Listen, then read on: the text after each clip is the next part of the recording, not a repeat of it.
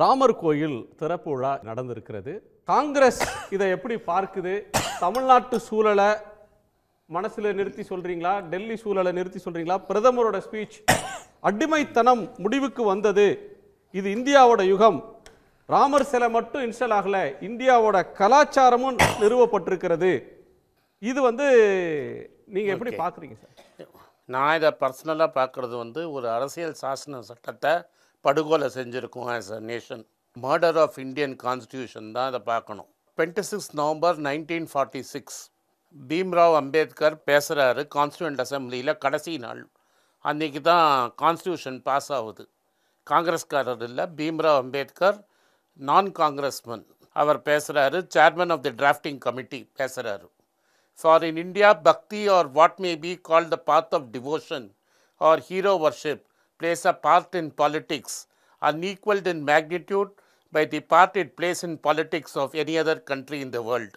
Bhakti in religion may be the road to salvation of soul, but in politics, bhakti or hero worship is a sure road to degradation of society and to eventual dictatorship. அப்படிங்கிறாரு. தனி மனிதன் மேலே பக்தி ஒரு நாட்டில் வந்ததுன்னா அது டிக்டேட்டர்ஷிப்புக்கும் அரசியல் டீக்ரடேஷனுக்கு போகுங்கிறத 26 நவம்பர் 1949 க்ளோசிங் செஷனில் அவர் சொல்கிறாரு. இது ஒரு ப்ரைவேட் ஃபங்க்ஷன்னா எல்லா பேப்பர்லேயும் வந்த அட்வர்டைஸ்மெண்ட்டில் பிரதமர் ஃபோட்டோ ஏன் போட்டிங்க, பிரதமர் நமஸ்காரம் பண்ணுற மாதிரி ஃபோட்டோ ஏன் போட்டிங்க, காஞ்சி பெரியவர் நமஸ்காரம் பண்ணுற மாதிரி ஃபோட்டோ போட்டிருக்கலாம்.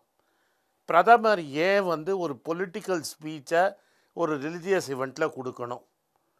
அது வெறும் ஒரு ரிலிஜியஸ் ஈவெண்ட்டு, ஆத்மீகம் ஈவெண்ட்டுனா ஏன் நேஷன் பில்டிங்கை பற்றி பேசணும்? ஆக மொத்தம் இது டெஃபினட்டாக ஒரு ரிலிஜியஸ் ஈவெண்ட்டே கிடையாது, இது ஒரு பொலிட்டிக்கல் ஈவெண்ட்டு. என்றைக்கு நம்ம பக்தியும் பாலிட்டிக்ஸையும் கம்பைன் பண்ணுறோமோ அது கொண்டு போய் டிக்டேட்டர்ஷிப்பில் விடுன்னு நான் சொல்லலை, காங்கிரஸ் கட்சி சொல்லலை, பீம்ராவ் அம்பேத்கர் சொல்லியிருக்கிறார். அதே ஸ்பீச்சில் முதல்ல பேசுகிறச்ச அவர் சொல்கிறாரு, இன்றைக்கி நம்மளுக்கு பொலிட்டிக்கல் இண்டிபெண்டன்ஸ் கிடச்சிடுச்சு, ஒன் மேன் ஒன் ஓட்டுன்னு. ஆனால் சோஷியல் இண்டிபெண்டன்ஸ் கிடைக்கல, அது எனக்கு ரொம்ப வருத்தம். 1000 கேஸ்ட் இருக்கிற இந்த ஊரில் எப்படி சோஷியல் ஈக்குவாலிட்டி வரும்னு. ராம்நாத் கோவிந்த ஒரிசாவில் நடத்தினதையும் திரௌபதி மம்ருவை நேற்று நடத்தினதுலேயும் என்ன அழகாக அம்பேத்கர் சொன்னது இன்றைக்கும் இந்த அரசாங்கம் நடத்திட்டுருக்கிற விதமும் உங்களுக்கு கிளியராக புரியும். இந்த ரெண்டுமே உங்களுக்கு கிளியராக காட்டுறது கான்ஸ்டியூஷனுங்கிறத இவங்க படுகொலை செஞ்சுருக்காங்க. இன்றைக்கி article 25 to 28 of the Indian constitution கிளியராக ஸ்டேட்டுக்கும் ரிலீஜனுக்கும் இருக்கிற செப்பரேஷனை கிளியராக பேசுது. இன்றைக்கி இவ்வளோ தூரம் நீங்கள் கொண்டாடின போது நேற்றோ இல்லை முந்தா நேற்றோ கிரஹாம் ஸ்டெயின்ஸும் அவங்களோட 2 பசங்களையும் ஒரிசாவில் உயிரோட கொளுத்தி 25 வருஷம் ஆகுது. அவங்கள பற்றி இவங்கெல்லாம் மறந்து போயிருக்கலாம். ஹிந்து வெறியர்கள் உயிரோட அவரை கொளுத்தினாங்க. எங்கேயுமே யாரும் ஹிந்துவை உயிரோட கொளுத்தி இல்லை. எந்த சங்கராச்சாரியாரோ எந்த மதாதிபதியோ எந்த இடத்துல உலகத்தில் ஒரு காரில் வச்சு வேனில் வச்சு பெட்ரோலில் வச்சு கொளுத்தலை. பில்கிஸ் பானு ஜட்ஜ்மெண்ட்டில் குஜராத் கவர்மெண்ட்டு எவ்வளோ அழகாக நடந்ததுன்னு, பிராமணர்கள்லாம் தப்பே பண்ண மாட்டாங்க, கொஞ்சம் ரேப் பண்ணிட்டாங்க, பிராமணர்லாம் நல்லவங்கன்னு ஒரு பிஜேபி எம்எல்ஏ சொன்னதை பற்றி நாகரத்தம்மா பேஜாக ஜட்ஜ்மெண்ட் எழுதியிருக்காங்க. ஏன்னா ஒருத்தர் கோர்ட் ஜட்ஜ்மெண்ட்டை பற்றி பேசினார், யார் அவமானப்படுத்தணும்னு. அந்த நாகரத்தம்மா எழுதின ஜட்ஜ்மெண்ட்டை பார்த்தீங்கன்னா குஜராத்து சீஃப் மினிஸ்டரே இருந்திருக்கக்கூடாது, கார்மெண்ட்டே இல்லைன்ட்டார். அதில் திரும்பி நான் எதுக்கு இந்த பிராமணங்கிற வார்த்தையை யூஸ் பண்ணுறேன்னா, அதில் ஒரு எம்எல்ஏ இந்த பரோல் போர்டில் போட்டவர் பிராமணர்கள் தவறே பண்ண முடியாது அப்படின்னு சொல்லியிருக்கிறார்தாக அந்த இது அவங்கள ரிலீஸ் பண்ணதில் வந்திருக்கு. எல்லாமே நீங்கள் லிங்க் பண்ணி பார்த்தீங்கன்னா கிரஹாம் ஸ்டெயின்ஸோட இறந்ததை பற்றி நம்ம இன்றைக்கி பேசக்கூடல, எந்த மீடியாலையும் பேசலை. 25 வருஷம் ஆயிடுச்சு, 3 பேரை படுகொலை, அதுவும் 2 சின்ன பசங்களும் உயிரோடு கொளுத்திக்கிட்டோம். அவனுக்கு ரிலிஜன்னு என்னன்னு தெரிஞ்சிருக்குமானே தெரியாது, அவங்கள படுகொலை பண்ணாங்க. இதை பற்றியெல்லாம் பேசாமல் இது ஒரு ரிலிஜியஸ் ஃபங்க்ஷனாக இருந்ததுன்னா பிரதமருக்கு அங்கே வேலை கிடையாது. பிரதமருக்கு வேலை இருந்ததுன்னா ஃபஸ்ட்டு எந்த பிரதமருக்கும் போய் சாங்டம் கர்ப்ப கிரகத்தில் போய் பூஜை பண்ணுறது கிடையாது, ரைட்ஸு கிடையாது. ஒரு கோவில் கம்ப்ளீட்டாக முடியணும். கிளியராக கோவிலே முடியலைன்னு பல பேர் சொல்லிட்டாங்க. இந்த ட்ரஸ்ட்டில் இருக்கிறவங்க சொல்கிறாங்க சைவைட்டுனா போக வேண்டாம், சக்தி வர்ஷிப்பர்ஸ் போக வேண்டாம். அப்படின்னா என்ன, ஹிந்துலேயே ரிலிஜன் இருக்குதா? வைணவர்கள் தனி, சைவர்கள் தனி, சக்தி வர்ஷிப் பண்ணுறவங்க தனி, சுப்பிரமணியம் வர்ஷிப் பண்ணுறவங்கெல்லாம் தனி. இவங்கெல்லாம் ஹிந்து இல்லை. அதாவது என்ன சொல்ல வர்றாருன்னா, யாரெல்லாம் உங்களோட ஒத்து போகிறாங்களோ அவங்கெல்லாம் ஹிந்து, யாரெல்லாம் உங்களோட ஒத்து போகலையோ அவங்கெல்லாம் ஹிந்து கிடையாது. இன்றைக்கி அசாமில் இந்த கான்ஸ்டியூஷனோட மர்டரில் இன்னொரு காரணம் சொல்கிறேன். இன்றைக்கி அசாமில் எங்களோட பாரத் ஜோடோ யாத்ரா நடந்துகிட்ருக்கு. அங்கே கோவிலில் போகிறதுக்கு முன்னாடியே பர்மிஷன் வாங்கியிருக்காரு. அது ஒரு ரொம்ப பழமையான கோவில். அந்த கோவிலுக்கு உள்ளே போகிறதுக்கு முன்னாடியே பர்மிஷன் ராகுல் காந்தி வாங்கியிருக்கிறாரு. வாங்கின பர்மிஷனை ஏன் கோவிலுக்கு போகலன்னு இவ்வளோ தூரம் பேசுகிறாங்களே, ராகுல் காந்தியை ஏன் அந்த கோவிலுக்குள்ளே பர்மிஷன், போலீஸ் கொடுத்த பர்மிஷனை காரத்தால் யாருக்கும் தெரியாமல் அந்த பர்மிஷனை கேன்சல் பண்ணி அவர் கோவிலுக்குள்ளே விடாமல் அவர் அங்கேயே கோவில் வாசலில் உட்காந்துட்டு ஏன் இந்த கோவிலுக்குள்ளே போகக்கூடாது? யார் வேணால் கோவிலுக்குள்ளே போகலாமே, யார் வேணால் இப்போ பக்தி மார்க்கத்தில் போகலாமே. ராகுல் காந்தி பல கோவிலுக்கு போயிருக்காரு. முன்னாடியே பர்மிஷன் வாங்கி கோவிலுக்குள்ளே வான்னு சொல்லிவிட்டு கடைசி நிமிஷத்தில் எதுக்கு பெல்ட்டி அடிச்சிங்க? பெல்ட்டி அடித்ததை ஏன் முன்னாடி சொல்லலை?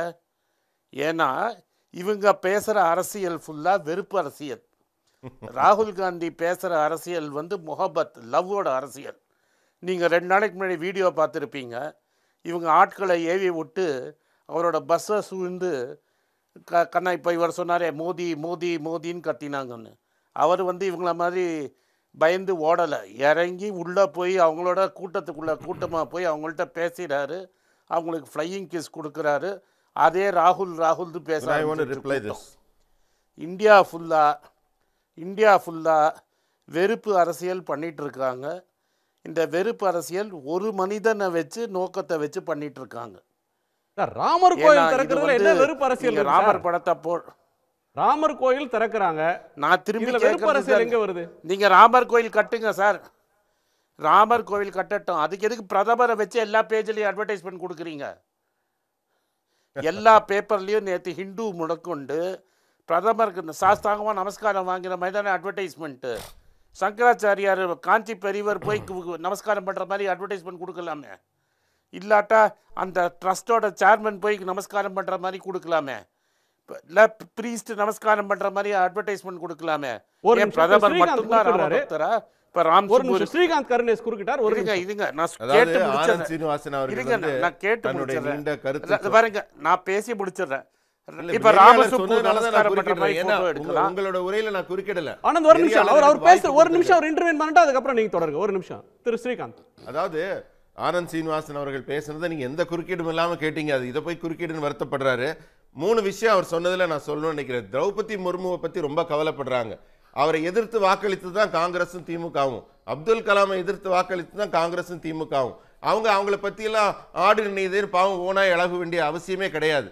யாரை கூப்பிடணும், எப்படி கூப்பிடணும் அப்படிங்கிறதெல்லாம் எல்லா அரசுக்கு தெரியும். 2வது விஷயம், யார் படத்தை விளம்பரத்தில் போடணுங்கிறது ஆனந்த் சீனிவாசன் சொல்ல வேண்டிய அவசியம் இல்லை, அரசாங்கத்துக்கு தெரியும். அரசாங்கம் மக்களால் தேர்ந்தெடுக்கப்பட்ட அரசு. எப்படி நீங்க இங்க சொல்றீங்க தமிழ்நாட்டில் மக்களால் தேர்ந்தெடுக்கப்பட்ட அரசுக்கு எல்லா உரிமையும் இருக்கு நடத்துறதுக்குன்னு, இவங்களுக்கு எல்லா உரிமையும் இருக்கு யாரை வச்சு நடத்தணும், எப்படி நடத்தணும்னு. அதே மாதிரி எங்களோட மேனிஃபெஸ்டோல தெளிவா சொல்லியிருக்கோம். இந்த மாதிரி ராமர் கோயில் கட்டணும்னு சொல்லி கட்டியிருக்கோம். அறநிலைத்துறை கட்டின கோயில் இல்ல அது. அது சரி, தனியார் கிட்ட இருந்தா அதான் அரசு பணத்தையும் பயன்படுத்தல. நல்ல பாயிண்ட் கொடுக்குறீங்க எனக்கு. இன்னைக்கு அரசாங்கம் கட்டல. ஆனாலும் இதை அரசு பிரதமர் கலந்துக்கும் போதே அங்க அரசுங்க. அதனால அங்க பிரதமர்னாலே அவர் கான்ஸ்டிடியூஷனல் ஹெட், அவர் அங்க வர்றாரு. அவர் கவர்னர்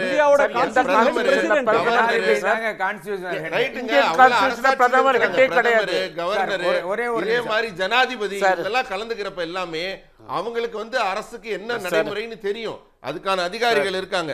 ரெண்டாவது இவர் இப்ப ஆனந்த் சீனிவாசன் பேசும்போது தான் சொல்றாரு, என்ன சைவர் தனியா வைணவர் தனியான ஒரு பிரிவினைவாதத்தை இவரே வெளியே கொளுத்தி போடுறாரு, உருவாக்குறாரு.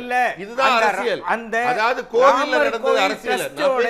செயலாளர் உங்களுக்கு கொடுத்த வாய்ப்புல நான் சொல்றேன், உங்களுக்கு வாய்ப்பு கொடுக்கறப்ப சொல்லுங்க.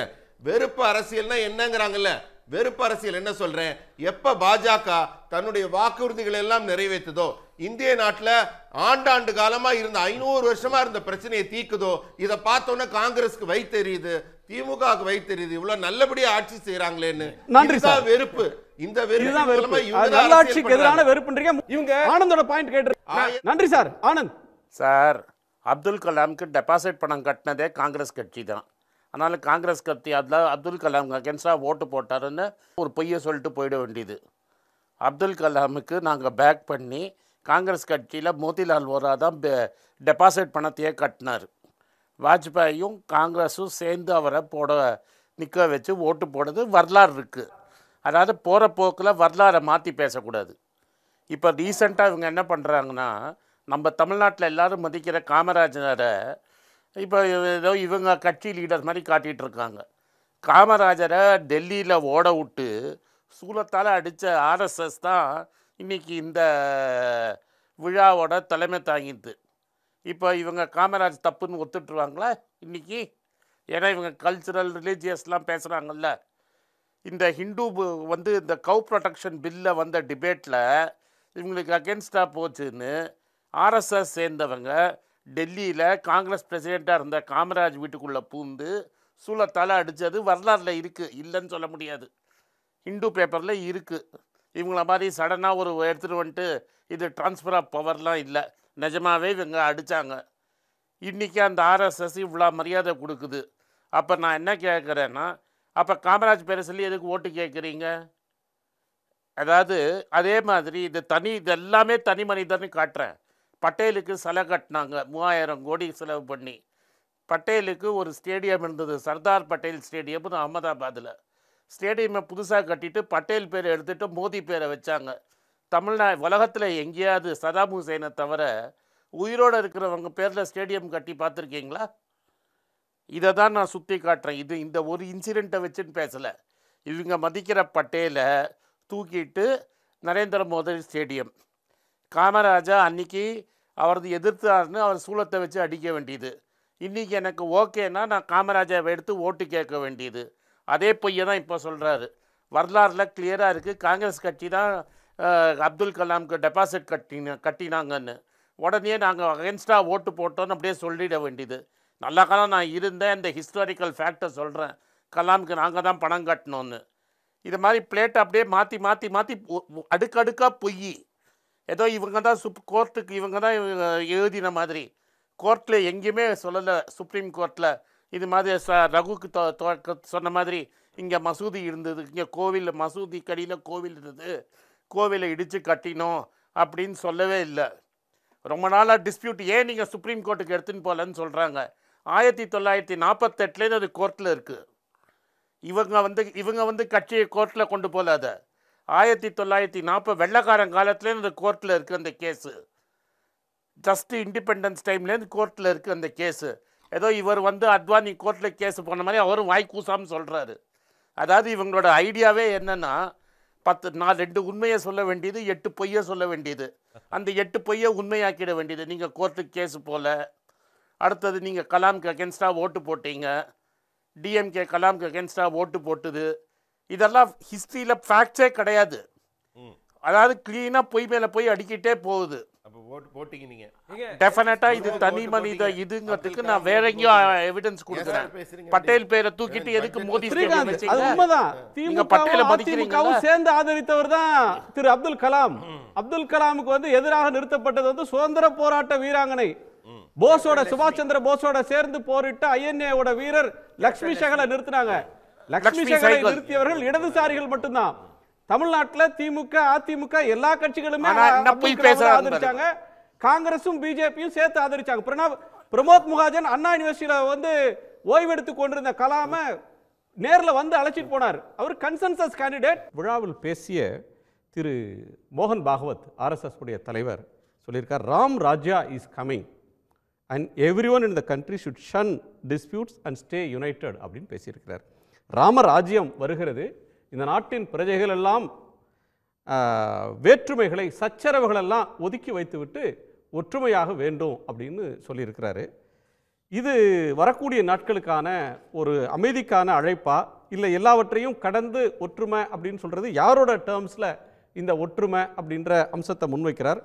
ராமராஜ்யம் வரப்போகுது அப்படின்னா இனிமே இப்போ இருக்கிறது என்ன ராஜ்யம், அந்த ராஜ்யம் எப்படி இருக்கும் அப்படின்ற சில கேள்விகள் இருக்குது. திரு ஆனந்த் சார், இப்போ அவர் சொன்ன ராமராஜ்யம் எப்படின்னா, இப்போ அடுத்த பிரச்சனைக்கு ஆரம்பிச்சிட்டாங்க ஆல்ரெடி. மதுராவில் கோவிலை கட்டணும், மசூதியை இடிக்கணும், காசியில் மசூதியை இடிக்கணும். காசி விசாலாட்சி கோயில் பக்கத்துலேயே ஒரு மசூதி இருக்குது. இப்போ அடுத்தது மதுரா ஆரம்பிச்சிருக்கிறாங்க. இப்போ சுப்ரீம் கோர்ட் ஸ்டே பண்ணியிருக்கு அதை.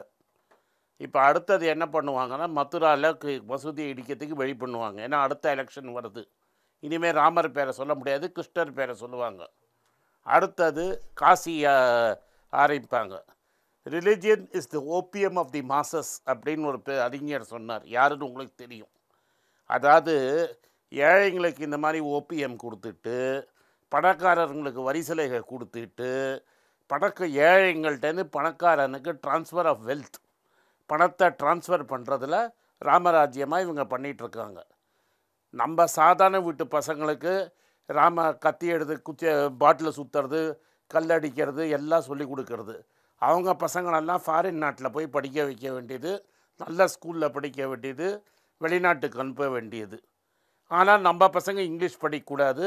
ஸோ நான் என்ன சொல்ல வரேன்னா, அவர் சொல்கிற ராமராஜ்யம் என்னென்னா, அடுத்தது காசி, மதுரா, இது எல்லாத்தையும் எங்கெல்லாம் மசூதி இருக்கோ, எங்கெல்லாம் அடுத்தது சாந்தோம் சர்ச்சை பிடிப்பாங்க, இன்னும் ஆரம்பிக்கல, அங்கே தான் கபாலீஸ்வரர் கோவில் இருந்தது அப்படின்னு ஆரம்பிப்பாங்க. இதுதான் அவர் சொல்கிற ராமராஜ்யமே தவிர, சயின்டிஃபிக் டிஸ்கவரி, ஒரு நாட்டை முன்னேற்றுவோம், ஒரு பெரிய இண்டஸ்ட்ரி கொண்டு வருவோம், நாலேஜ் ட்ரான்ஸ்ஃபர் கொண்டு வருவோம், அதெல்லாம் ஒன்றும் கிடையாது. அடுத்த கோவிலை எங்கே இடிக்கலாம், அடுத்த மசூதியை எங்கே இடிக்கலாங்கிறது தான் இவங்க ராமராஜ்யம்.